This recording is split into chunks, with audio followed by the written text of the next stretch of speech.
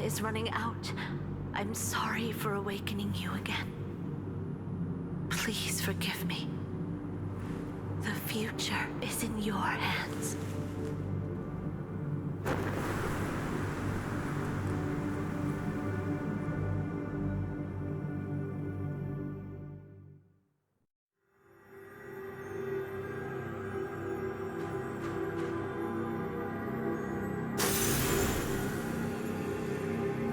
Finally, you've retrieved the last memory, Seeker of the Branch. The last memory. Behind that door lies the truth you seek, about Seed and the tree. However, to open it, you'll need the power of other Bladers. Please, engrave this seal into your mind. Find a Blader named Malaire, and give the seal to her. May the branch guide your path.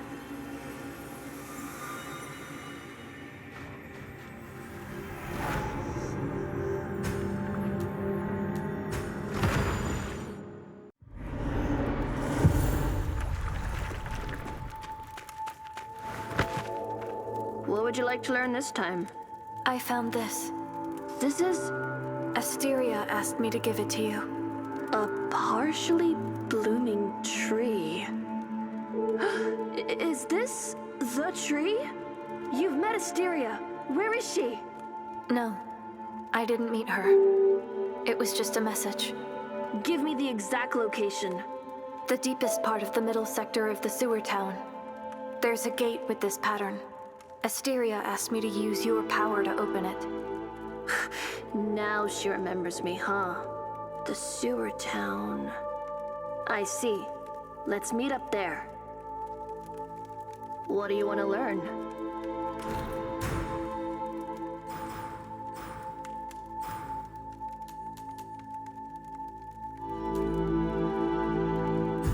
Is everything done? Oh, it's...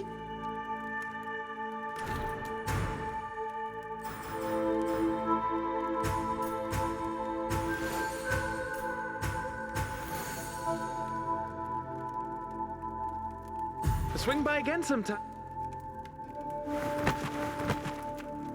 What do you want to learn?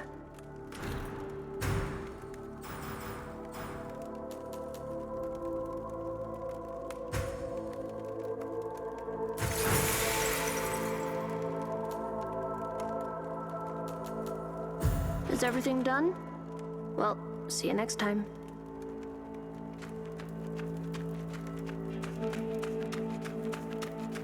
Greetings, stranger. What kind of trouble will you bring me today? I have a question for you, Assis. For me? Sure. Go ahead. Is it about robot morals and ethics? No. It's about Dr. Adremelech. Did he put humans in cages? Oh.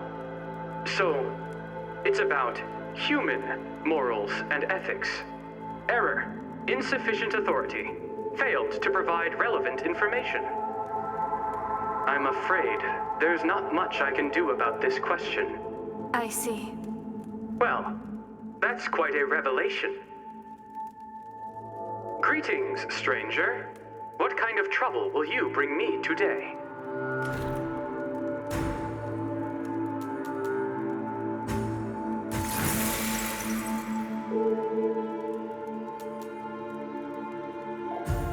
Transaction complete. Welcome back.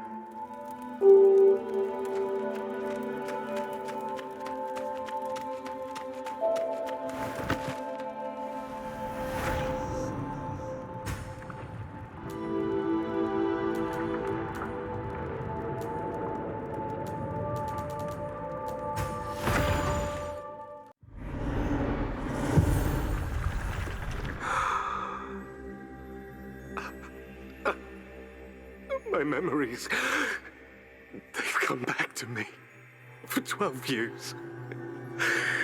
I can't believe I forgot something so important. I'm so sorry. Ursula, you're here. Sorry, I got carried away upon arriving at this place. I recalled everything. It's been too long. It feels like a dream. After all those years, it's finally time to wake up. Thank you, Artha. Would you like to hear this old man talk about his past? Well, it all goes back to before I was born. It was about 130 years ago. Less than a decade before the church arrived in Heavenswell, plants became extinct on the planet. The land couldn't produce food anymore, leading to a widespread famine and a desperate search for any possible food. What is famine? Well, it's a severe shortage of food. It might be hard for you to understand, as bladers don't experience hunger like humans do. Hunger. It's a painful experience that surpasses any injury or illness. In extreme hunger, consciousness blurs and weakness engulfs you. You gnaw on anything you can find. Tables, chairs, stones, soil. Swallowing indigestible stuff only worsens your suffering, adding to the agony. The famine lasted for almost 30 years. Tens of thousands died every day, but few from starvation. Most met their end before succumbing to starvation. Poison, suicide, violence. There weren't many choices if one wanted to stay alive. Join the church, embrace their questionable Eucharist, or turn to cannibalism. Faith, dignity, morals. Everything could be sacrificed for survival. At that point, they are no longer humans. Things started to change for the better when Mr. Hubert appeared. Mr. Hubert was a scholar who found a way to create a food source known as mud balls during his studies. He freely shared his recipe to make mud balls, allowing many to survive. Although mud balls tasted terrible, it provided a way to live like humans. Those who admired him formed the Hubert School and conducted various studies. However, the church arrested him for his research, and the school was forced to relocate from Heavenswell. Nevertheless, Mr. Hubert's legacy lived on. The school persisted in its research and expanded outside of Heavenswell. I was born in the slums, and thanks to mudballs, my family was able to survive. So I joined the Hubert School, hoping to help others survive like Mr. Hubert did. I don't have much talent, yet I chose a monumental task, aiming to restore plants.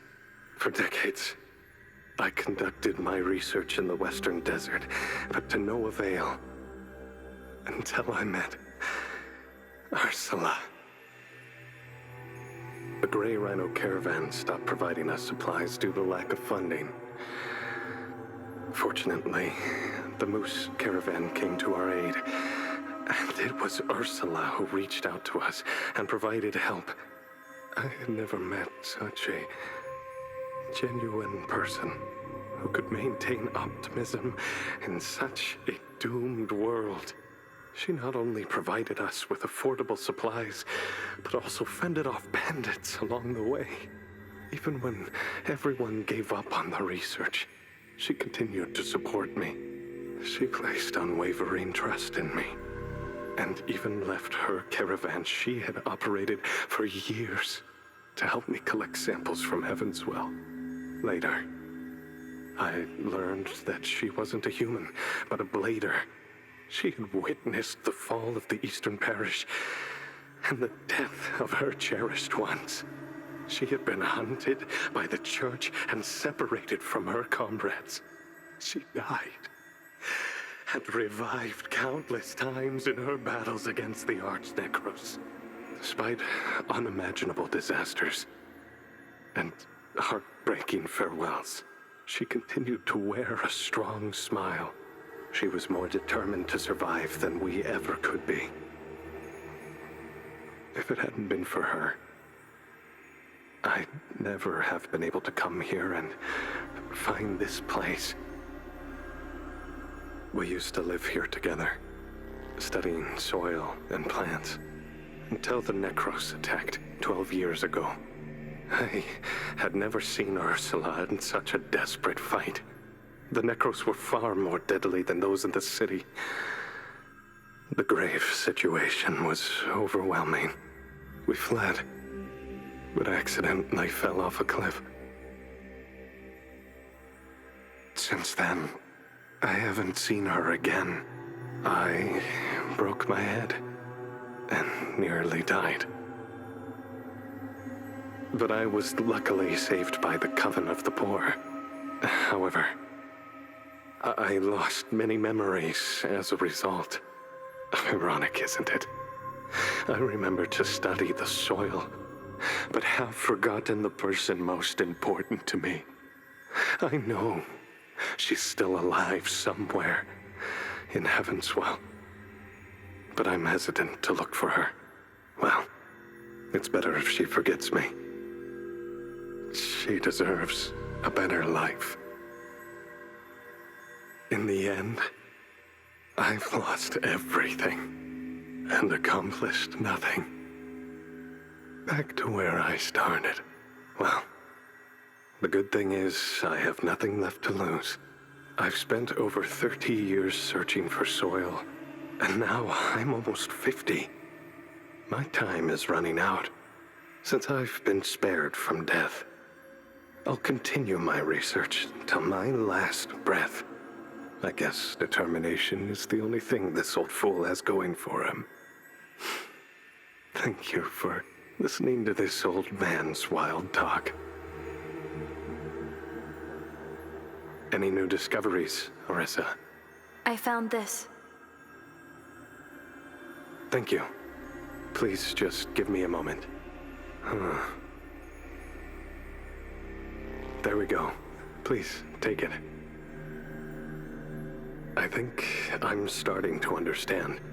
Ursula once said that the mud responds to nearby consciousness. In this case, maybe the mud has deprived the willingness to grow from the soil. We could confirm my hypothesis if we had living plant seeds. Thank you, Artha. We could confirm my thank you.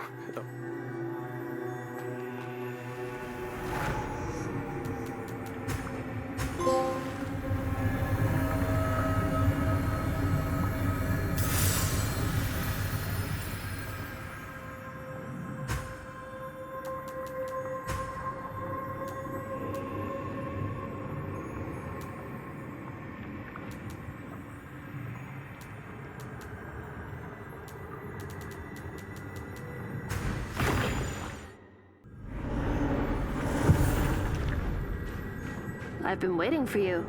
Do you know how to open the door? Yep.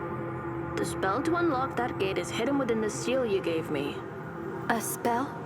Yeah, a clever way to conceal it. She taught me how to extract the spell, and that's why she sent you to me. Extracting the spell is not hard, but what concerns me is I didn't find any traces left by Asteria around the gate. But I did see them here. This only means the message is not recorded here, but within you. It will only be activated when you reach this place. Why would she do that? She hid the message within you, using it to conceal a seal that contains the spell. Looks like she really wants to keep it from the other members. Perhaps what I've been searching for really is behind this gate. Well then, let's get started.